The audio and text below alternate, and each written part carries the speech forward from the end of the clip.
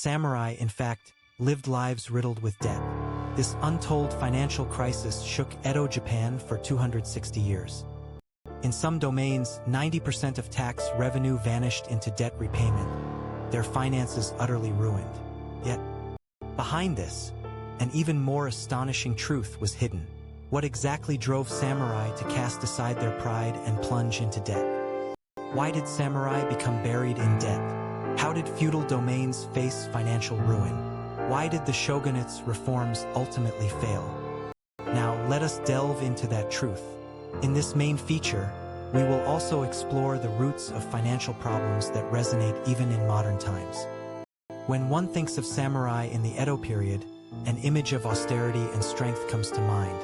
Yet, behind their illustrious public facade, severe household financial struggles were hidden.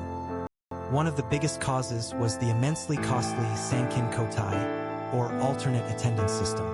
Daimyo were required to travel between Edo and their domains every other year. The travel expenses for these processions, the cost of living in Edo, and the maintenance of their Edo residences were a heavy burden that constantly pressured the domain's finances. Furthermore, as the era progressed, prices rose, and the samurai's salaries, based on rice, effectively diminished in value. While samurai lives were forced into austerity and frugality, their expenses increased. So where exactly did they borrow money from? Those who suffered most were lower-ranking samurai such as Hatamoto and Gokunin, whose stipends were low. Their lives were in constant poverty.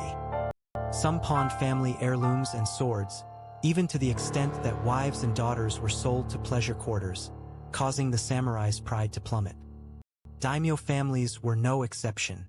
As domain finances grew dire, the daimyo themselves began to shoulder enormous debts. The lenders were wealthy urban merchants and money exchangers. They amassed vast fortunes by lending to samurai and domains.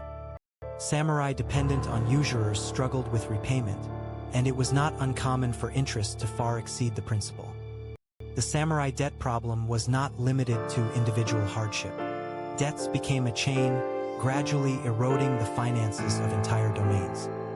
The domain's primary source of income was rice taxes collected from farmers. However, this had its limits and could not keep pace with ever-increasing expenditures. Domain expenditures for Sankin Kotai, disaster relief, and public works were always enormous. A succession of domains fell into chronic deficits. Each domain issued its own currency, hansatsu or domain notes, attempting to overcome financial difficulties. This was a kind of experiment in a credit economy. Though hansatsu were an attempt at a credit economy, they ultimately led to increased debt. So, how specifically did each domain try to respond? The first thing many domains did was issue a barrage of sumptuary laws. They tried to curb expenditures by forbidding luxury and forcing a frugal lifestyle. Many domains also encouraged new land development and the production of specialty goods to secure income sources other than rice taxes. Some domains also introduced a monopoly system where they exclusively sold certain goods to generate profit. Restructuring, such as reducing retainers' salaries or cutting personnel, also took place, but this significantly lowered samurai morale.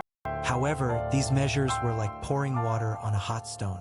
They did not lead to a fundamental solution for finances, and many domains could not escape the quagmire of debt. Not only the domains but also the shogunate suffered from chronic financial difficulties. The development of a money economy shook the shogunate's financial foundation. Thus, the shogunate repeatedly carried out reforms. Especially famous was the Kyoho reforms by the 8th shogun, Tokugawa Yashimun. Yashimun introduced the Age-mai system, easing the Sankin Kotai period in exchange for daimyo offering rice to the shogunate. He also strived for financial reconstruction by encouraging austerity and frugality, and thoroughly enforcing koki shikusei, or moral reform, to crack down on corruption. Yashimun's reforms temporarily restored finances, but didn't lead to a fundamental solution. So, how did the shogunate tackle this problem afterward? Approximately half a century after Yashimun's reforms, the Kansei reforms began under senior counselor Matsudaira Sadanobu. He introduced even stricter financial reconstruction policies. Sadanabu enforced the Kienryai, an edict of cancellation, abolishing the debts of Hatamoto and Gokunin. This was a matter of life or death for merchants. While the Kienryai rescued samurai, it caused the shogunate to lose credit with merchants, leading to financial market chaos. The debt problem was not fundamentally resolved. Then, in the late Edo period, came the Tenpo reforms by senior counselor Mizuno Tadakuni. He implemented even more authoritarian policies to rebuild finances and tighten social control. He attempted thorough control through measures like dissolving kabunakama, merchant guilds, strict sumptuary laws, and the Hidogeshi no Ho laws for returning peasants to their villages. But these only increased popular discontent. Why did the shogunate's reforms consistently end in failure? It was because they couldn't adapt to changes in social structure. The shogunate continuously resisted the major currents of the era, the transition from a rice economy to a money economy, and the rise of the merchant class. As a result, the financial deterioration of both the shogunate and the domains did not stop, samurai authority plummeted, and society became filled with stagnation and discontent. Paradoxically, while samurai struggled with debt, among commoners, culture and entertainment flourished, and consumer activity became vibrant. The shogunate's authoritarian reforms, conversely, fueled popular dissatisfaction and led to a stifling social atmosphere. So, what did this debt hell ultimately bring about? The debt problem widened disparities within the samurai class, leading some samurai to become merchants or even revert to farming. Days spent chasing money, abandoning their original roles of military and politics, exhausted their spirits as well.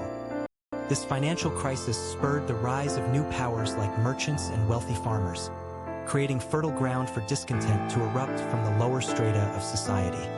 And these dissatisfactions became a contributing factor to the anti-shogun movement of the late Edo period, forming a significant part of the tide that led to the collapse of the Edo shogunate. The 260-year samurai debt problem of the Edo period truly highlighted the reality that money moves the world. Due to Sankin Kotai, stipends for retainers, and rising prices, samurai were forced into expenditures exceeding their income, leaving them no choice but to rely on debt. Domains also fell into financial difficulties due to enormous expenses and stagnant rice tax revenues. They tried to cope with hansatsu and sumptuary laws, but these did not lead to a fundamental solution.